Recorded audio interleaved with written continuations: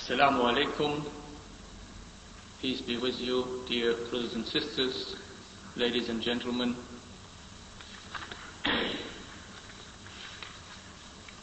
We currently have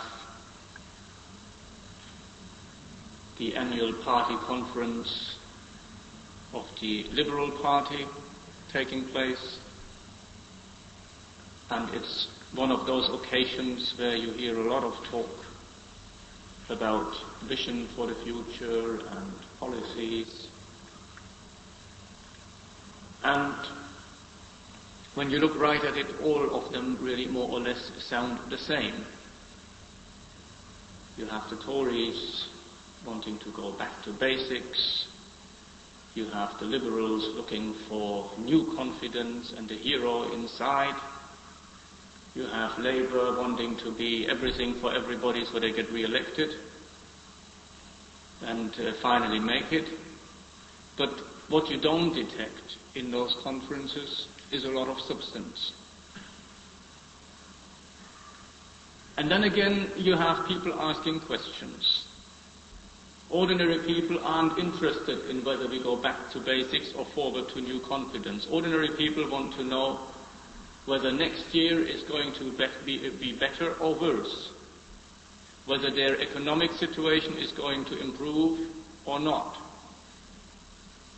whether their children have a brighter future or whether we're going down. So in the end, when it comes to election, it's all about money, economics and tax. If a party can afford giving tax cuts just prior to an election, they usually find themselves lucky. If they can create the feeling that things are going well and are going to be even better, they will be lucky. If people fear that things aren't too good and are getting worse, then they won't make it. Again, you will find that there isn't a lot of difference between any of them. And that shouldn't surprise us. Each and every party tells us, when you put demands on them, when you say we need better schools, when you say we need an improved health service, when you say we need a better transport system and we want road repairs to be done quicker. When you ask for anything, they will say, but where on earth is the money going to come from? And that's always the final word that puts silence into everybody. We all know we would like this changing and that improving. We all know that there are possibilities. We all know we have the capability to do things. We have the know-how, we have the manpower, we have the technology. But then comes that big anticlimax. Yes, but where is all that money going to come from? And when it comes to that, you find no difference between the parliamentary parties. They all say, well, either we have to cut spending or we have to raise taxes.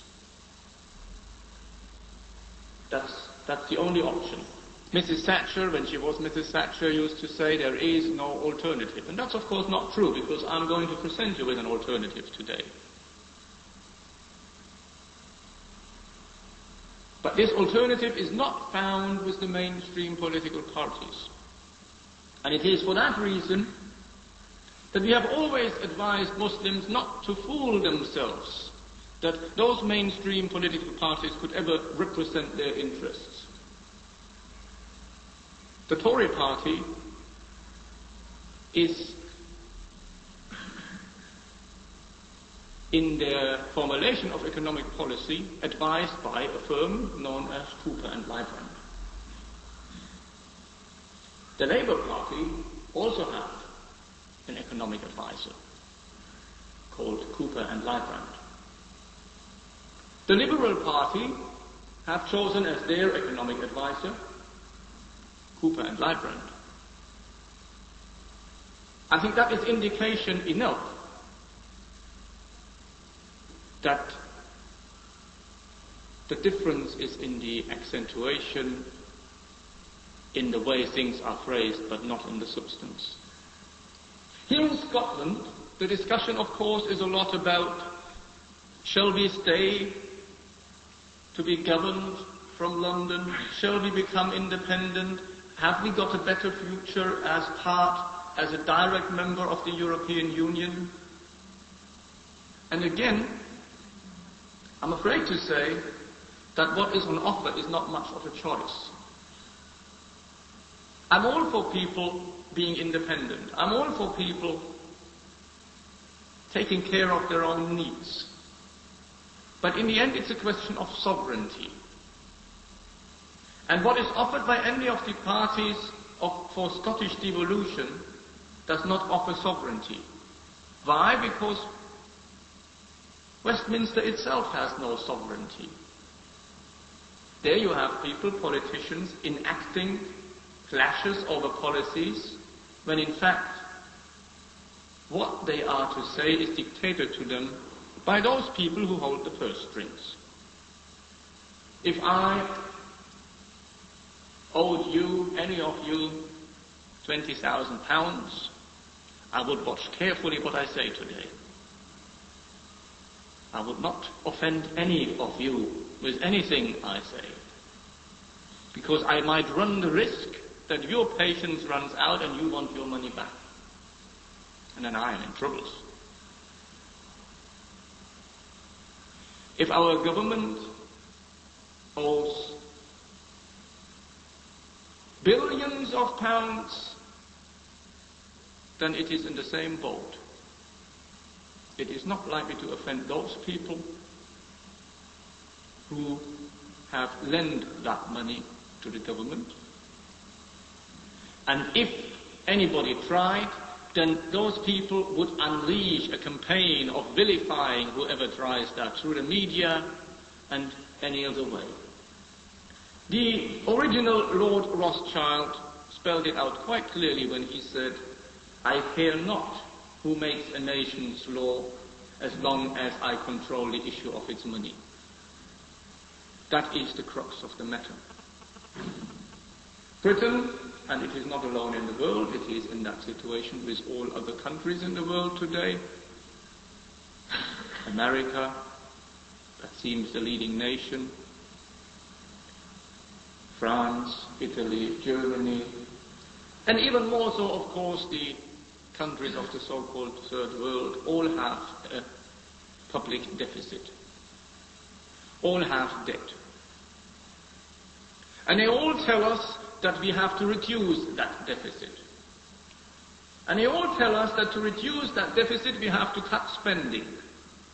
We just can't afford this anymore and that anymore. And they all tell us lies. Because the deficit will grow, whether we cut spending or not. And the deficit will grow because of the element in it that is known as interest, or rather compound interest. I'll give you an example. If somebody, we're nearing the year 2000, so somebody's come up with these arithmetics. If somebody lends you 1 penny at 5% interest, 5% is the usual world average over history. Of course, that sounds like paradise to many mortgage payers up and down the country, because rates are in 2 figures at the moment. But if somebody lends you 1 penny at 5% compound interest at the year 0, then at the year 2000, that 1 penny that this lender wants back with compound interest has grown into the equivalent of 5,000 balls of gold, each weighing the weight of the earth. Now everybody, the smallest child, knows that there isn't that much gold on the earth. There isn't that much wealth anywhere. It cannot be paid. It will never be paid. It is impossible. But we keep the myth going. So interest in itself is a destructive element in the economy. But our economists never dare thinking beyond an interest-based economy. The fact is, as for example Professor Hodgson, the late Professor Hodgson in Canada has pointed out, and many others, if you have lower interest rates, you have a lower deficit. Because the interest, only servicing the interest on the national debt and the local government debt, only servicing the debt accounts for, depending on how labor-intensive certain areas are, accounts for between 5 and 30% of every local service that we pay tax for. So in everything you pay, in your rent you pay if you're renting from a council or a housing association. Even in the loaf of bread that you buy, there is an element of financing cost in there, which is interest on money borrowed for doing the enterprise, which has to be repaid. Now, if you dropped, just for the sake of argument, that interest to 0%, if you had nil interest in the economy, your deficit would no longer grow unless you borrowed new money. The negative amount, the deficit, would suddenly be frozen. Therefore, you would not have an interest service charge. Therefore, you could immediately save 1/3 of the tax revenue. Therefore, you could free money that does no longer go in servicing the debt for doing all those things that everybody says, well, where does the money come from? The sums that would be saved that way well exceed the education budget, well exceed the transport budget, well exceed the money spent on the health service. All that we can't afford at the moment is paid to those, and we haven't talked about who they are yet, who have lent money to the government and demand more and more and more back ad infinitum because it cannot be paid. We see that in the third world. We see that countries were talked into some rather ridiculous big projects that they didn't really need, and then they were enticed to borrow the money for it, and then they were made to pay it back, and they have paid the capital sums, the original money, back manyfold, and still owe money.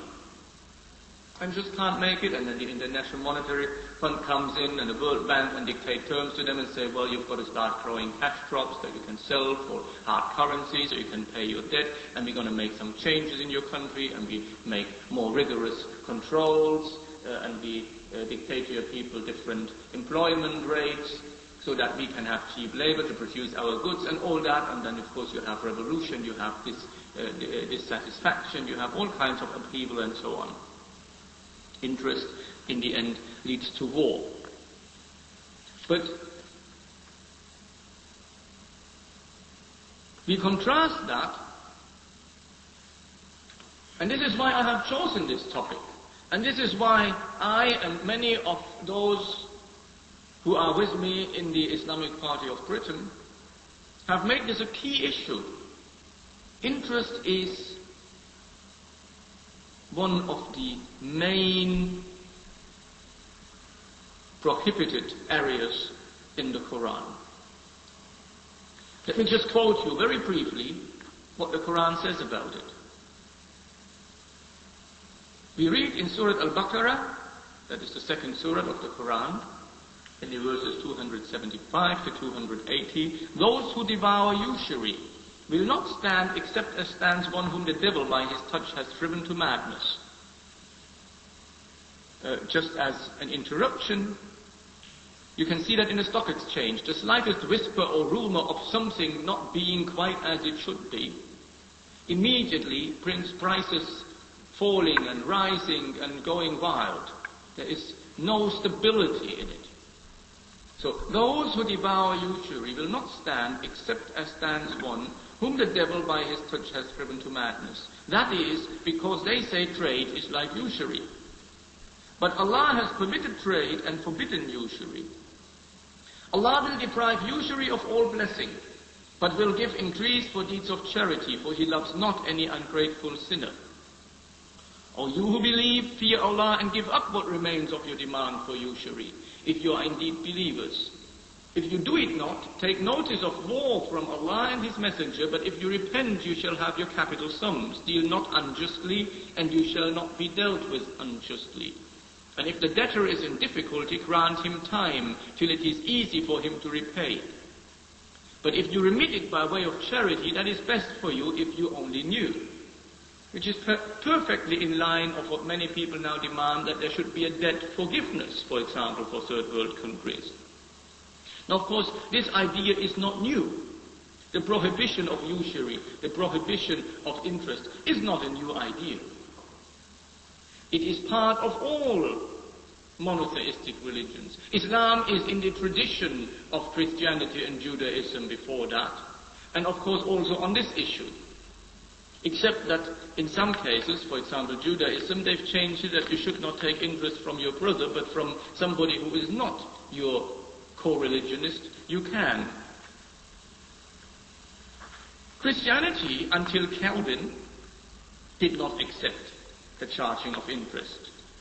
It upheld the idea that trade and usury are not the same. For example, I can quote to you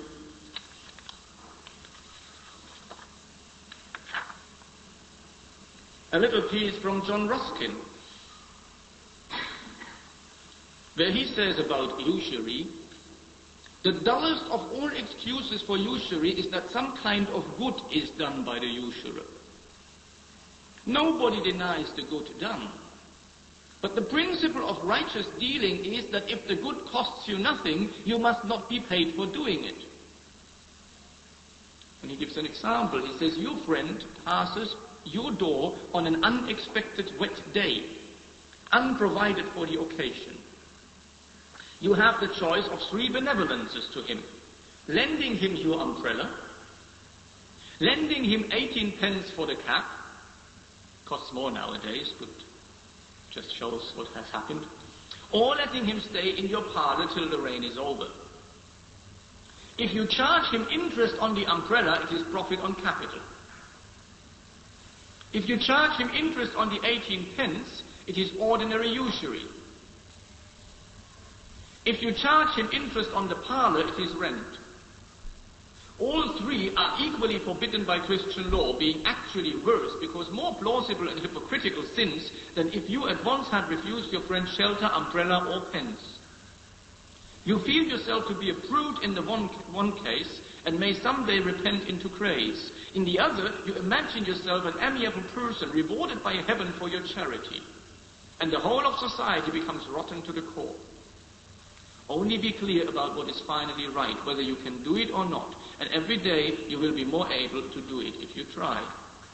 I think a very apt quote, even for this day and age. Now, of course, traditional economists will tell us that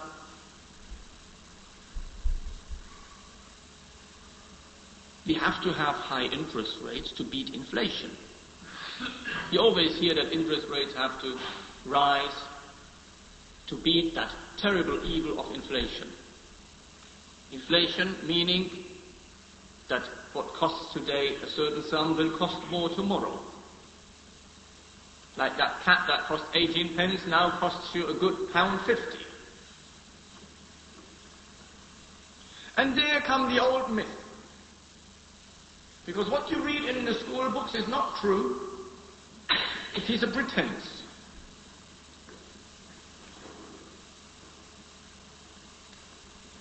For example, they will tell you that inflation is caused by too many goods, by too much money chasing too few goods. That's the school book definition of inflation. Because there's too much money around, so we have to charge interest, so the money supply decreases. It's harder to get money. It's harder to get credit. Because if there's too much money around, not enough goods, then of course prices will rise. Following the typical equation of supply and demand. Well, a walk down the shopping mall will prove that this Schulbuch's theory is since long designed for the dustbin. You will find shops full of goods and no money to pay for them, such that the shopkeeper will make special offers to you. He says, buy now, pay later. Pay nothing till next year. And if you buy a washing machine, I'll give you a cooker free. So definitely there isn't a problem that we haven't got enough goods in the shops and too much money around, but there is a problem that we have too many goods in the shops. Well, not too many, we could all do with them, but we can't afford them because there isn't enough money around. Still we have inflation. So that whole thing doesn't work. Supply and demand and too much money chasing too few goods, that doesn't work. The fact is that we've been cheated all along. Because inflation is caused by interest. I show you how. But for that we need to understand also how money comes into circulation. And I come back to that in a moment. For now, it is enough to say that the banks that our government borrows from, that we borrow from, those banks issue money into circulation by extending credit. Where they get that money from is a different story because they create it out of thin air, but that's a different story. We come to that. But the banks issue money. Now, if a banker issues £100, he lends you £100, and each of you he lends £100. If I take a group of 10 people, and the banker lends £100 to each, that means there is now £1,000 in circulation. That money has come into existence as an interest-bearing debt. So at the end of the year, the banker wants it back, let's say, 110 from each of you. So at the end of the year, there has to be £1,100. Where is that extra £100 going to come from? Because he's only issued £1,000 into the economy. So the equation doesn't add up. So he's issued £1,000, he wants 1,100 back. What happens is that everybody is going to fight. That it's not him who's got to declare bankruptcy and hand over all his real wealth. Because money, you can't eat it, you can't bear it. It's made of trees, but very thinly. So when you burn it, it doesn't do much good either. But because of that money, because its importance is there, and somebody's got the power to demand it, and the bailiff can come round and get it from you, they take your TV and they take your hi-fi and they throw you out of your house and what have you. Now nobody wants that. So everybody is going to struggle not to be the one who's going to declare bankruptcy, that the system adds up again. And so everybody puts their prices up and demands a little bit more because he can't cope on the existing prices. He borrowed money to produce, let's say, jackets or umbrellas. Now he could easily produce a certain amount of umbrellas and sell them at the current price and live on it and maybe not make a profit, but it would be sound business because he'll have his food paid for his family, his children's education and all that. But suddenly he's got to pay back for the money he lent because he didn't start out with his own money. Now he's got to put up the price. Because it's no good for him that he has his food paid and his children's education and makes no further profit and can pay all his workers and he's happy. And everybody's in employment and umbrellas are being produced and people can buy them cheaply and they're all right. It's not good enough. Because now he's got to charge more for the umbrella because he's got to pay the banker back as well. So he has to make more profit. To make more profit, he usually has to get more up-to-date technology and he has to borrow again and he has to pay back more, and so it spirals and there is this exponential growth curve. Because the interest accumulates if he can't keep up with it. So he has to raise the prices further and people can't pay it, so he gets less. So he has to put it up further until he collapses. Because it's like cancer. Exponential growth, when they say we have to have more growth in the economy, more growth, more growth. Nowhere in nature do you find something that grows and grows and grows and grows. There is a limit, there is a ceiling to every growth in nature. Except for cancer. But then that kills. Interest is a cancer in the economy.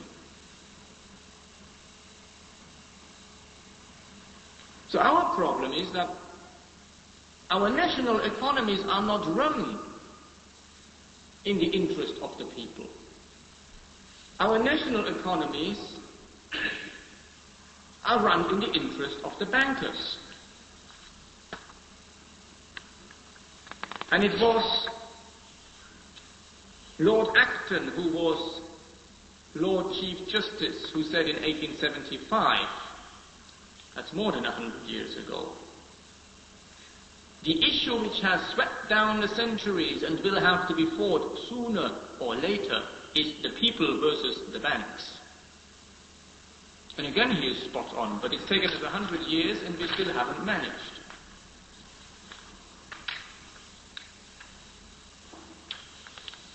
How did the banks get into that powerful position? I've mentioned a little bit earlier that actually when the banks lend you money, it costs them nothing. They issue it. Out of thin air. It's not that banks, as the myth goes in the school books again, lend you other depositors' money. If that was so, if you went to your local Clydesdale bank and said, "Can I have £100 of my veg packet back?" the young lady at the cashiers would say, "I'm so terribly sorry, Mr. Mohammed, but we've just lent it to Mrs. Baker down the road. Can you come back next week and ask for your £100? It doesn't happen like that. They don't lend your money to other people and then charge a fee for the administration. They lend money which they have not got. And that is known as fractional reserve banking. I have a banker as a witness.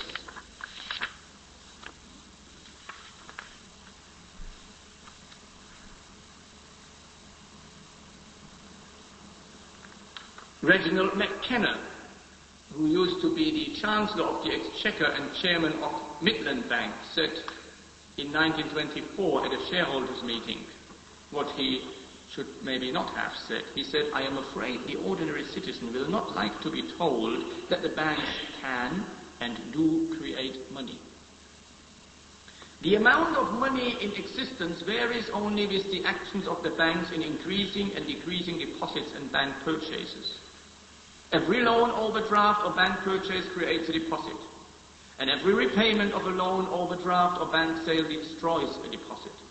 And they who control the credit of a nation direct the policy of government and hold in the hollow of their hands the destiny of the people." He said that some good 70 years ago. Nothing has changed. The surprising thing is, how did we put up with it that long? But then wars usually produce a little bit of a valve.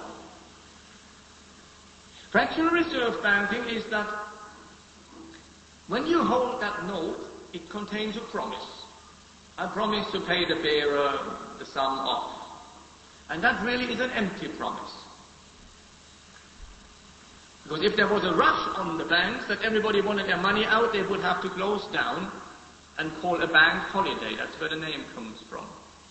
Happened many times. Because they wouldn't have the money to pay everybody out. It's a confidence trick. Because they have been given permission by the government, and that is in every country so, that for every pound that they have in their tills in cash, they may lend out a multiple of that. And again, with electronic cash transfers and credit cards and all that, this multiple has increased. It used to be £10 per pound cash basis. Now that people don't deal in cash that much anymore, and that actually when you receive your wage packet, you don't receive it in cash, you get it as a check. It goes back into the bank. You never see any real money. There hasn't got to be that much of it around. Not that that money is real anyway, but that's a different story. So they can increase the ratio quite easily. You don't draw on it. You put it back in the bank, they can lend on it again. For every pound in the tills, they now lend as much as £100 that they haven't got. Now, of course, if I wanted to buy you a car and offered you a figure of £500 for it, but I didn't really have any money, then that would be misleading and a criminal offence. When the banks do it, then that's enshrined in law. So when you apply for a loan at the bank, if they think you can pay back, and you've got enough collateral for them to be secure that if you can't, they've got some real wealth they can take off you, they will lend you something which costs them nothing because they haven't got it. As long as they know that can keep paying when there is a demand for somebody to take something out, they're happy. It started with the old goldsmith. People trusted because people didn't want to ride around, with big sacks of gold, and then comes this fellow on the road who says, hang on a moment, can you give me half, or rather give me all of it, I like that, and then I let you go. So people thought, if we keep it with the goldsmith, because he's got these strong vaults, he's got these wonderful, secure places to keep my gold, and I take off him a coin at a time to pay my bills, and then if I meet this fellow on the road, and I give him a coin, it's not as bad as losing the whole sack of it, I can go back for more. And then they started realizing that, well, why should I anyhow even take that coin? I could just get a receipt. And then when I have to settle my bill with the trader down the road for the cloth I bought off him, instead of giving him the coin, I write him a promissory note. Yes? I have a bill of exchange. I say, you are entitled to take from what is mine at the goldsmith so and so much. And people started trading these. That's where check money comes from. So the goldsmith, clever as he was, realized that they don't come back for their money. So I can pretend I've got more than I have, and they won't find out, so I can lend them things. That's how it started. That's how it still is. They will lend you what they haven't got. Knowing that you, because you need them, won't look deeper on where that money comes from. Of course, in the end, it all collapses. In the end, it all falls apart like a pack of cards, and then the panic comes. And when the panic comes the rush on the banks. And when the rush on the banks comes, everybody finds out that there isn't anything there. And then we suddenly get hyperinflation and all that to make up for that money suddenly not being worth anything anymore. So that's what we know as fractional reserve banking. And when we pay tax to the government, we pay interest through the back door to those bankers who lent the government what? If anybody got brains, the government who could have created itself. If the banks create money out of nothing, to lend it to people to make the economy go round, because you need the money. If you haven't got the money, it's like if I close the doors and I say, I switch off all the oxygen, there's no more oxygen in this room, but I've got a little machine. For 10p you can have a puff. Once you run out of money, you watch how people will kill each other just for that one puff that they might still be able to afford. Now, if the banks can lend money that they haven't got, why can't the government issue money into existence? Which comes into existence free of charge and not forces us to pay a service charge for something that costs them nothing. Now that question is again an old question, the question of government credit creation. You see, on the taxation system, I haven't talked much about Islam yet, but I'll get there. But I'll put one little thing in. The famous Muslim historian and philosopher Ibn Khaldun from Tunisia, many hundreds of years ago, coined a rule by which he said at the beginning of a dynasty, and he called that the just dynasty. So at the beginning of a system, a country, whatever we call it, there will be large returns from small tax assessments. And then as things deteriorate and get more corrupt, there will be small returns from large tax assessments. And that's the situation we have now, small returns from large tax assessments. Now, I've got, it's not big enough to show everybody, but you can have a look at it later if you want. And I will have some other materials here as well if you want to go deeper into it. I've got a photocopy here of what is not a banknote, what we used to. It's a treasury note. So it used to be done. This treasury note is known as a Bradbury. There were 500 million of that. They were interest-free, debt-free. They were issued in 1914 by David Lloyd George, who was then the governor of the Bank of England. And they were issued because there was a run on the banks, and people demanded their money, and there was a lot of unrest, and they had to settle it somehow. So the government decided if they issued money, people would be satisfied. Now they had to do that because they were at the edge of a war. And the last thing they wanted to do is spoil their war effort. So this is a Bradbury. This is £1, signed by John Bradbury, who was Secretary to the Treasury, and they were legal tender under the authority of Act of Parliament. The question is, if they could do it then, why can't they do it now? If they can do it for war, why can't they do it for peace?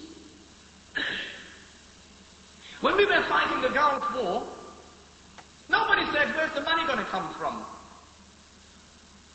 Suddenly it was all right.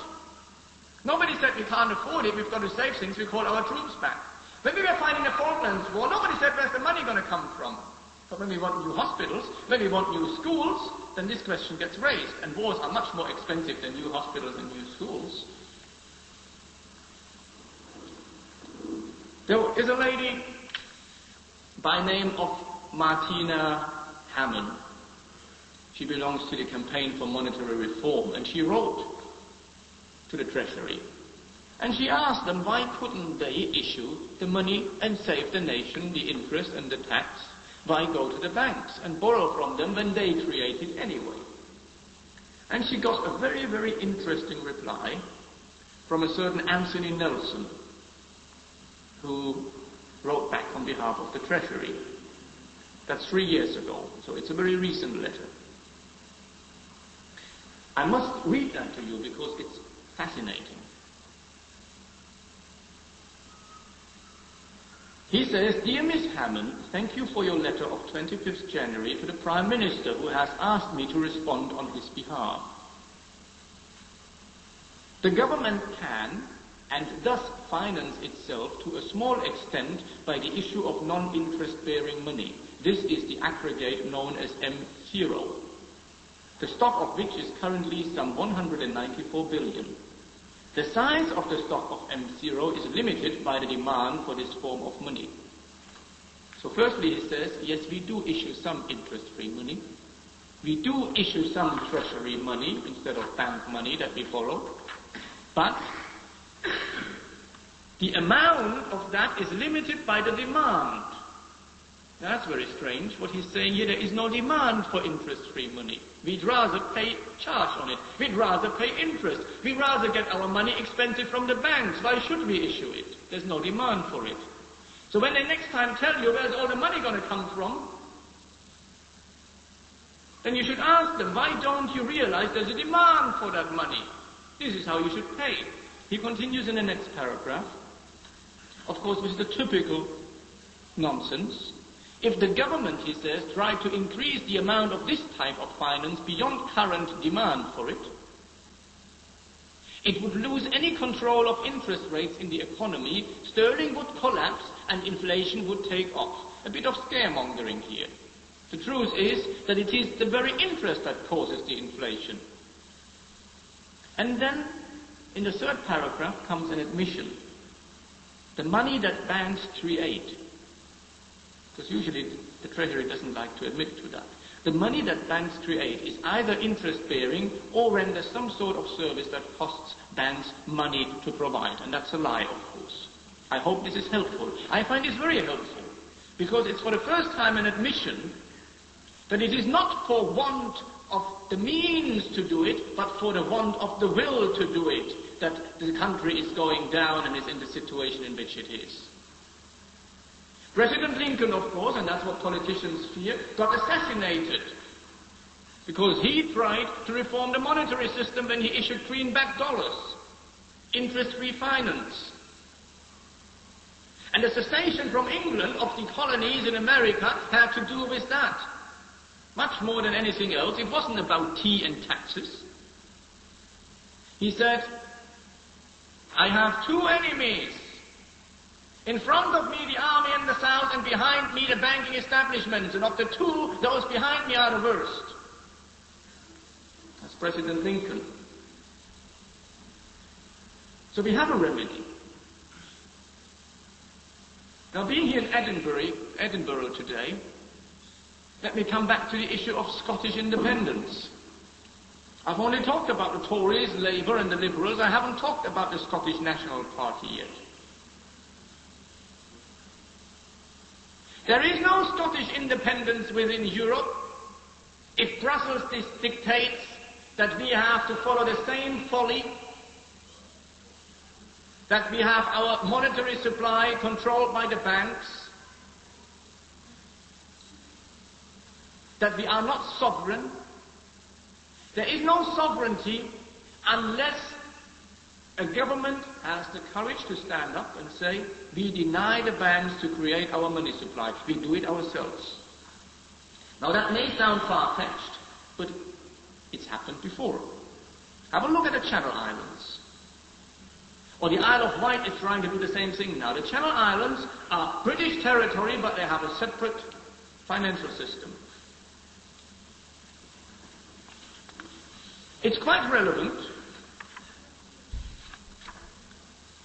because the Channel Islands were in an impoverished state. It's not that they have no problems because they are tax havens. They became tax havens because they solved the problem. It was the other way around. They were in a terrible state of affairs.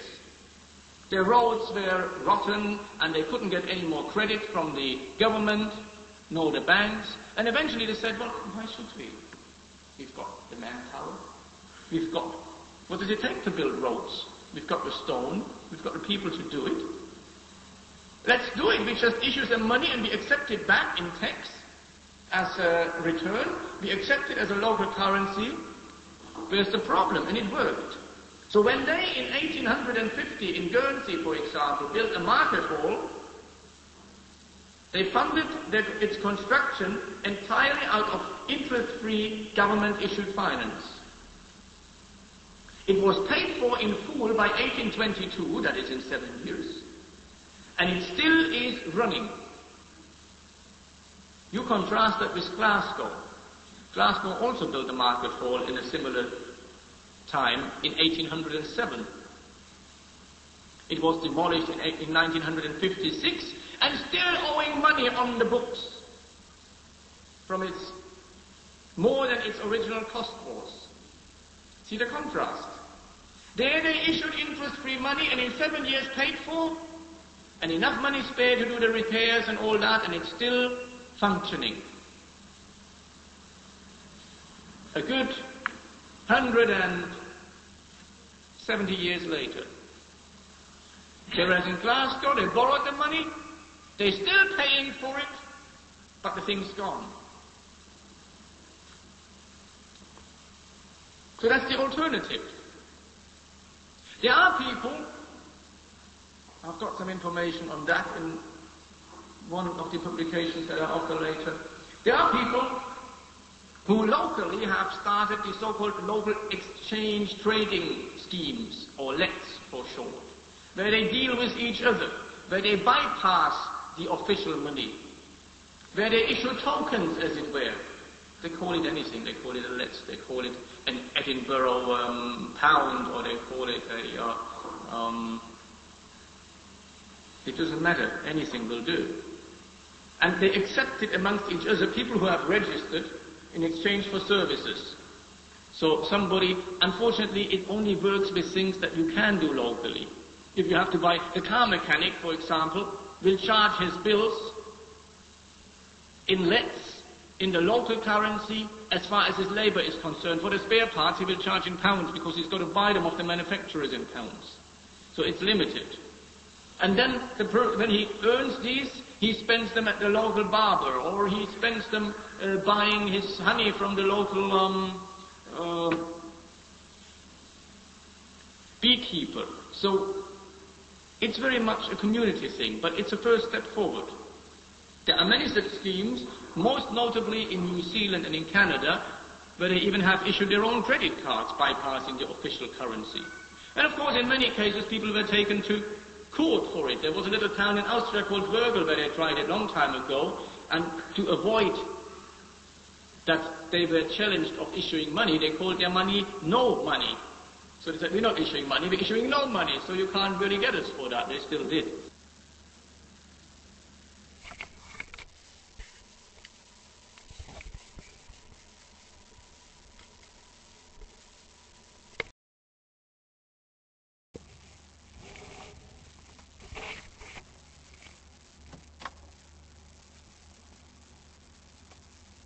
In Islam, where interest is prohibited, and where therefore Muslim thinkers have come up with different ideas how to run an economy. And I'm not talking about the so-called Islamic banks now that just jump onto the bandwagon and think they can also get rich by lending money that they haven't got and that isn't theirs, and call it interest-free, and just say we'll take a fixed profit return on the loan, which basically is the same thing. I'm not talking about name swapping. I'm not talking about cheating. I'm talking about the real Islamic alternative. It goes, of course, a little bit deeper. It goes deeper because it has two aspects. It has the aspect of changing the system, but also changing attitudes. All the things I've said about how things should be or should not be are in accordance with Islam. I haven't mentioned Islam a lot because it wasn't necessary to understand the concepts. I mention it now at the end of my talk because I just briefly introduce you to the philosophy that guides the Islamic economy. Western economy is built on a philosophy of individualism and materialism. And therefore, self-interest comes first. And if a banker can make $1 billion by cheating people, he'll do so. In Islam, we look, and that would apply to its predecessors, in religions, but most other religions have been pushed aside in the modern society as irrelevant and belonging in the home and a prayer place only. Muslims don't make that difference. Muslims don't separate between the state and the religion. It's one. If my economic dealings, my business dealings aren't guided by my religion, by my morals, then they are immoral. If my dealings with other people aren't guided by morals which stem from the religion, then they are immoral. If politics aren't guided by morals, then they are immoral. So we don't make that difference. Islamically, we look for the hereafter. We are in this world temporarily, for some time only, as a test. We're going to answer for what we've done, for how we dealt with things. And so that self-interest that comes out of materialism is cancelled out. A Muslim sees himself as a trustee. Whatever wealth is entrusted to him is entrusted to him for his enjoyment, for his benefit, but it also carries a social responsibility. A responsibility towards those who have less. A responsibility towards others, and as we become increasingly aware nowadays, towards the environment. The environmental destruction is again a result of the interest-based economy. Why do we not have environmentally friendly means of production? Because they are not as profitable. They are profitable enough to keep things ticking over, but not profitable enough to keep paying the banker his share. To keep paying the banker his share, you need to have a profit margin of a good 20%. Environmentally friendly methods that don't deplete resources, maybe only have a profit margin of 3%. That's good enough. If everybody's happy, everybody gets paid, all the workers get their wage packet, everybody eats, and something is produced, and you even make a profit, what's wrong with that? But it won't satisfy the banker. So Islamically, as a trustee, man has a responsibility towards others. His responsibility is expressed, for example, this economic responsibility particularly is spelled out in being made one of the 5 pillars of Islam.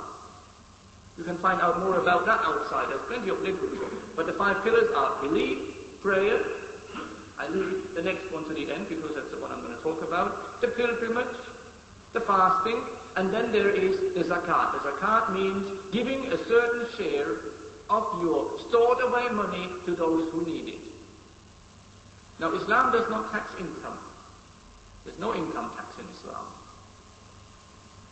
If you earn money and you use it, if you have wealth and you use it, we know that this produces benefit to the community. It gets passed on, it circulates, it makes the round, and everybody benefits from it. It's not capped.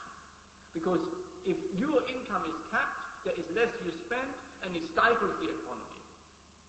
So Islam does not know an income tax at all. But what Islam knows is a tax on unused money. So, in other words, if you have something stored away for a year which you did not need, which you did not use, which you did not tap into, then you have to take a portion of that 2.5% and give it away. And that is a penalty that entices you not to hoard and stack things away, hoping that you get a better price someday, but to actually use what you have and keep it ticking over. They had an experiment somewhere long time ago in Würgel in Austria. The other one, the non-money, I got that wrong, that was in Schwanenkirchen, that was in Bavaria. In Würgel in Austria, where they had a tax on money, they issued money and they issued with it the need to validate it every month. So every month you had to go, any money that was left in your possession, you had to get a validation stamp, which would cost you something.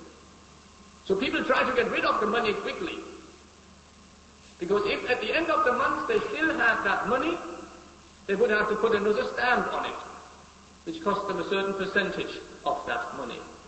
So they paid even their taxes in advance to get rid of that money and be saved the penalty for holding on to it. And within that, unemployment was halved within 2 years.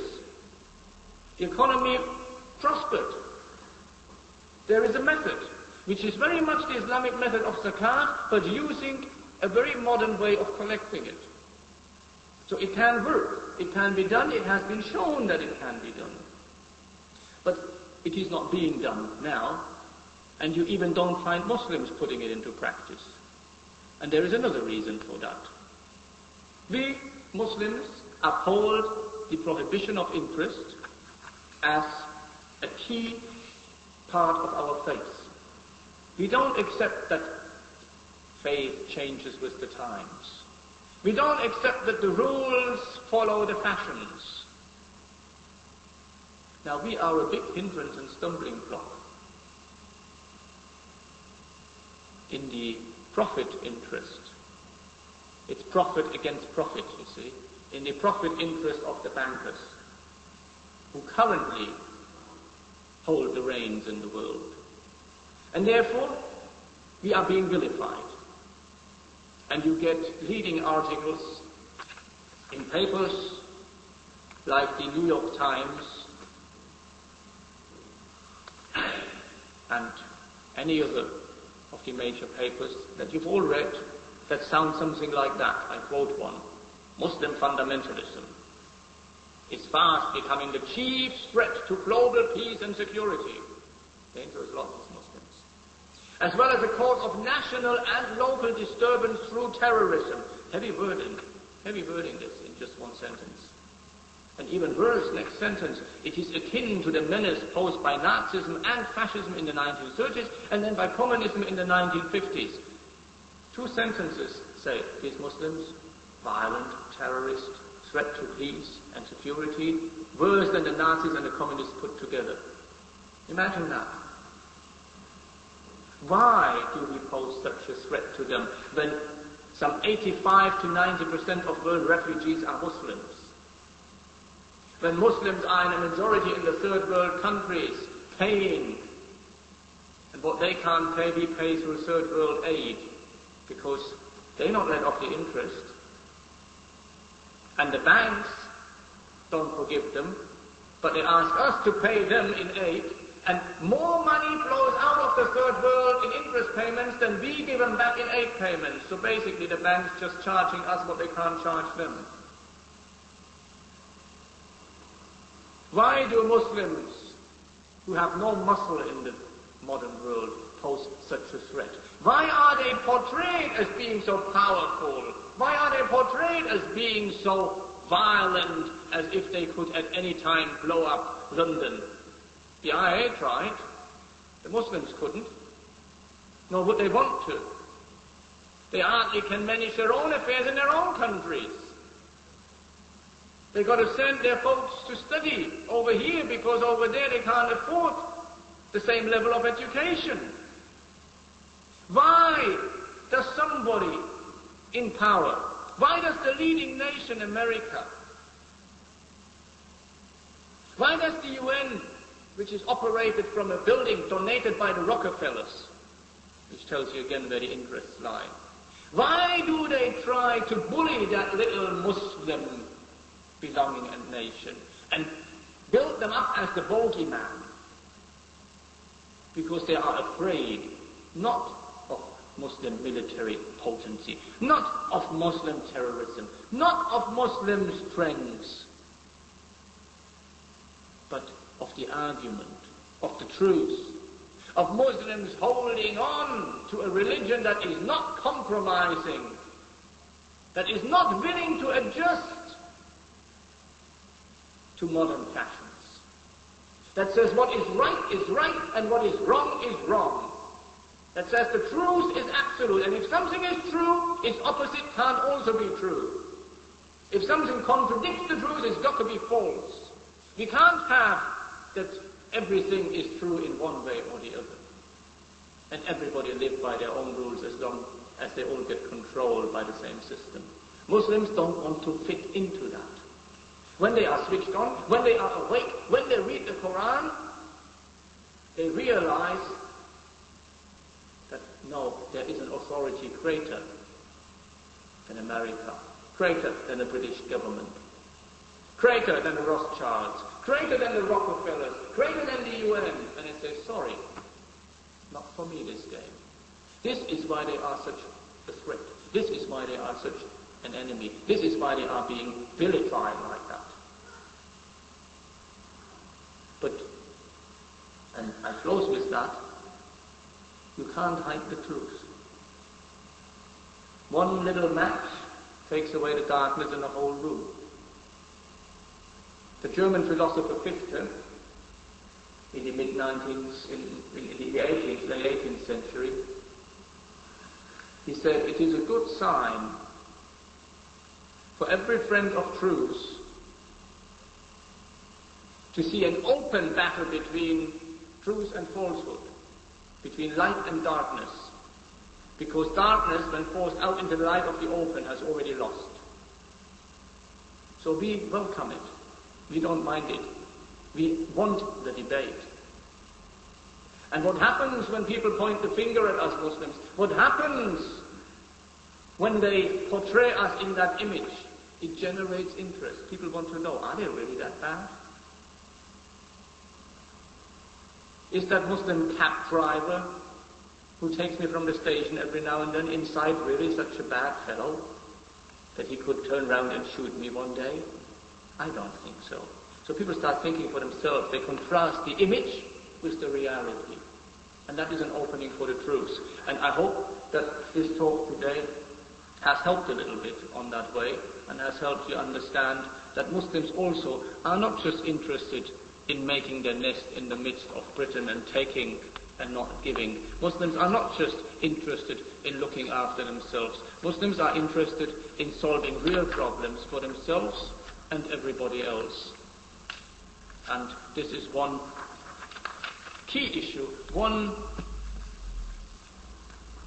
very important area where we have to do something if our children, if the next generation, don't want to go through the same misery that the majority of people here in the United Kingdom and anywhere else in the world are currently stuck with. That this threat hangs over their heads all the time of not being able to make ends meet. It's got to stop. The madness has got to stop, and there is a way to do it. There is, contradicting former prime ministers and contradicting what all the parties advised by Cuba and Librand say, there is an alternative.